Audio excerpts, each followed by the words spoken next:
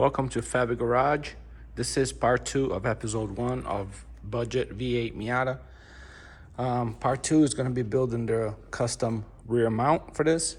We're going to be using some Toyota bushings that I had extra. See if we can make that work.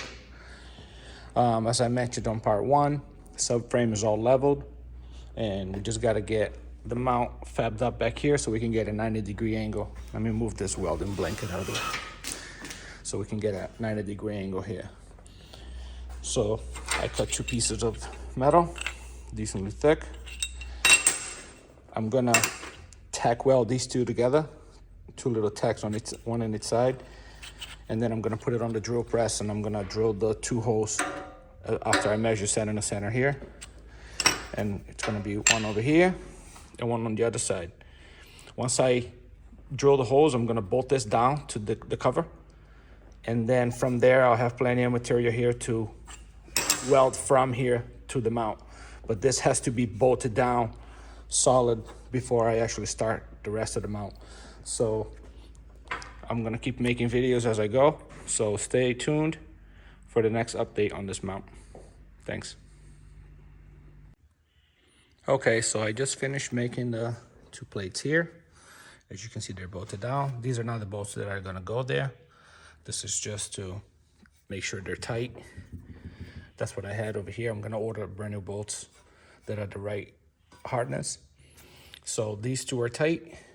Now I'm gonna get a piece of flat stock, and I'm gonna make this piece here, drill the 2 holes with the same diameter as the inside of this bushing. So that way the 2 bushings will go here, the flat stock will be here, and then I can just connect it to the strongest way possible. So this is the update, and we're gonna keep going. Stay tuned. Okay, so we have another update on this. I made those 2 plates, bolted it down, made this plate with my Toyota bushings that I had laying on the shelf. That's tight.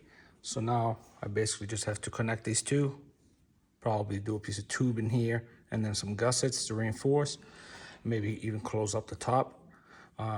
But as you can see, the subframe is pretty much level both ways.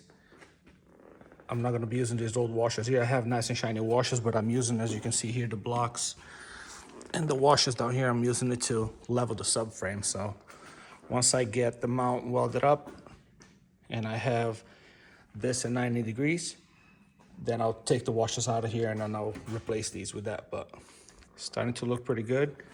And we're gonna have polyurethane bushings all around, which is good. So we're getting there. I'm hoping to get this mount done today. It'd be nice to be able to take this and prime it and paint it and then let it dry. And then throughout the week, work on it a little more, but it looks like we're getting close. So stay tuned for updates. Okay, here's another update on the mount. As you can see here, I have it perfectly at 90 where I want. The subframe is still leveled, but the differential is hanging. Plenty of clearance. I don't know if you can see. About at least half an inch of clearance on the front here. But it's perfectly where it is. Everything is bolted down. These are bolted down. That's bolted down. This is tack welded in. But as of right now, the rear diff is hanging and it's perfect. So what I'm gonna do now is remove the diff from here, remove the mount. I'm gonna finish welding the mount. And what I'm gonna do here is I'm gonna add gussets from here to here, probably at an angle like that. And I'll most likely close up the top just to reinforce this mount here. But I think it came out pretty good. It's pretty thick. I shouldn't have a problem with it. But yeah, so after this here, I'm gonna paint this mount and pretty much clean up the subframe, pressure wash the subframe, throw a coat of primer on it maybe, especially where it's bare metal. And then just gloss black the whole thing, and this should be pretty much all set. So the next episode, it's gonna be until I find the axles so I can actually put the axles in. The next episode is most likely gonna be going under the hood and cleaning up all this here, removing cruise control and basically removing all the evap stuff, moving all the lines out of the way so we can make our cuts and open this up for the motor to go in. So stay tuned for the next update. I think the subframe came out pretty good. And if anybody has any questions, feel free to comment, and I'll try and answer the comment as soon as I can. I'm gonna try and post 1 to 2 videos a week. At least one I plan on doing, because I don't want to put this on the back burner again. I really like to get this project going, so I'm gonna try to minimum every weekend get out here and get going on the project. So I'm hoping to have an update for whoever's, you know, watching, whoever wants to do this to their car, so they have updates every week so they can maybe do it themselves. So I appreciate anybody that's watching, and see you on the next one. Okay, so the last update, we needed to make a mount, and lucky we're at fabricate. We fabricated one. Came out pretty good. I did use those Toyota Tundra bushings that I had on the shelf, and I was not gonna use it anyway. Came out nice and thick. I did close the top up for extra rigidity. I did Self-Etching Primer on the bare metal, and then I did Rust-Oleum Professional Gloss Black on the finish, just to keep it from rusting for a little while. But I'd say it came out pretty good. You know, it's nice and thick, a lot beefier than, actually it's probably double the thickness of the factory mount that Ford uses, which is kind of crazy. But yeah, this came out pretty good, pretty heavy. No, I do not grind my welds. People tend to grind their welds because they want their work to look pretty, but they don't realize that when you're grinding your welds, you're actually taking strength away from it.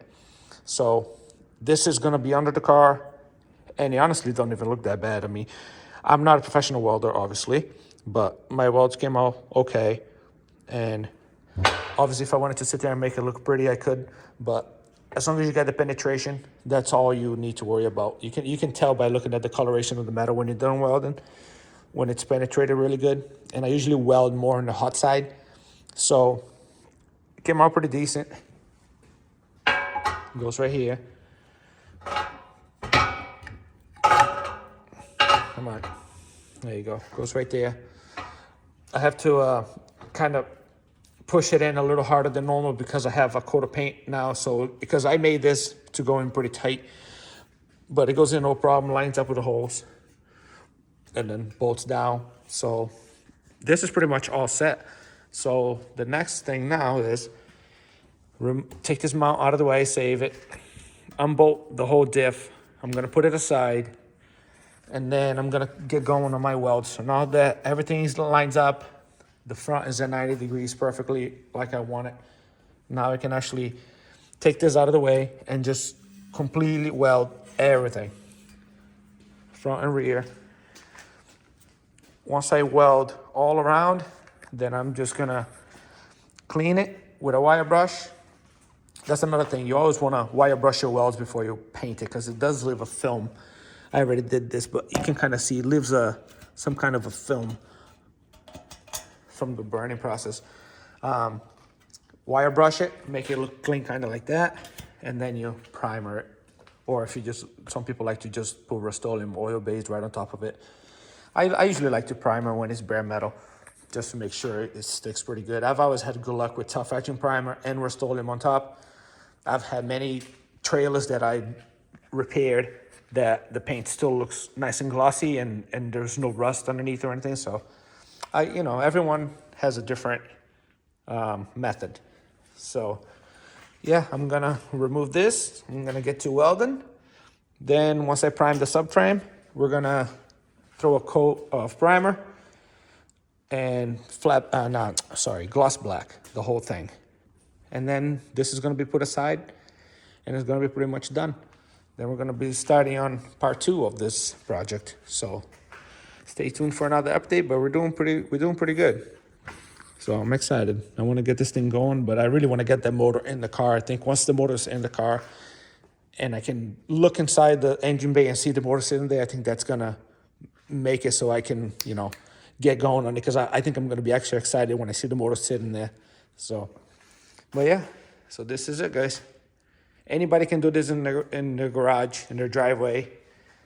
I'm not a professional welder. Anybody can buy a welder and weld. This, like I said, this is hopefully to help someone. If I help one person build a car like this, or even just learn how to weld, I'm happy with it. You know, it's when I was looking for help on a 302 swap, I didn't really find much. So there was a couple people that did it, but you know, it's tough finding people that did it because everyone does LS swaps and everything. But if I can help one person do this to their car on a budget, I'll be happy, you know what I mean? So yeah, we're getting there, guys. We're getting there. Appreciate anybody that's watching. Don't forget to subscribe if you want to know when, how the project is going. And we'll go from there, guys. Appreciate it. Thanks. Okay, started welding. I just finished the front. You can see pretty good penetration. Like I said, I'm not a professional welder, but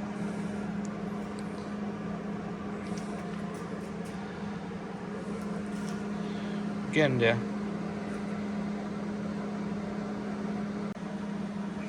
All right, here's the other side.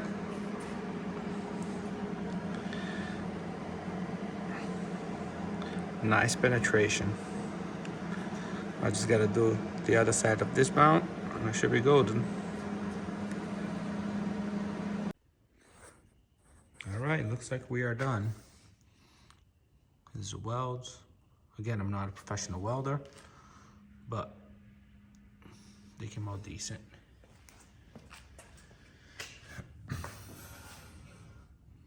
Definitely a lot of penetration.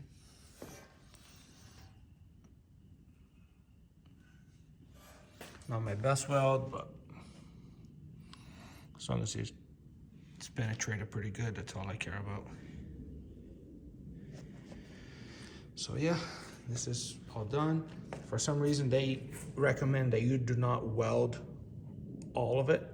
I don't know exactly why, but even when you buy this plate, you're gonna have notches here that sit flush against the pinch weld here, and exactly where these welds are, and that's only where they want to weld. I don't know why, to be honest, why you can weld. I'm sure you can, but I'm just gonna follow what Monster Miata's been doing for years, because obviously they've proven that it's a good mount and it's held up through a lot of abuse. So I'm just gonna do what they're doing because it's working. Same here. They don't recommend that you weld all of it. Maybe it's for if moisture gets in there, you can actually drain out. I'm not sure, but if you look at even at the factory welds, they only weld a little bit, they leave a gap. They don't fully weld everything all around. And I'm sure there's a reason behind it. And if anyone that's watching this knows what the reason is, feel free to comment. I have no problem learning from someone else. I don't know everything. So I'm assuming it has to do with moisture getting in there or water draining out of there. Not sure, but well, this is done. Next step, primer and paint. So, and then we're gonna move on to episode 2, which you guys gotta wait and see to see what we're gonna do next, but we're not stopping, we're gonna keep going.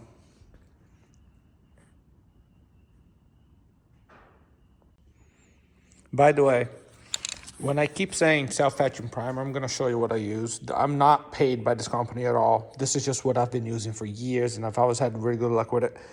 I've always used this on bare metal. This is the Self-Etching Primer, the acid primer as they call it. It bonds really well to bare metal because it has acid in it. So yeah, this is what I've been using. You can go to Walmart. They have this for like $4 or $5. You can go to AutoZone. Really, any parts store should have this. So yeah, I just wanted to show you in case someone just wants to buy it, but they weren't sure what I was talking about. So I'm gonna clean this up and throw a coat of primer on the welds for now.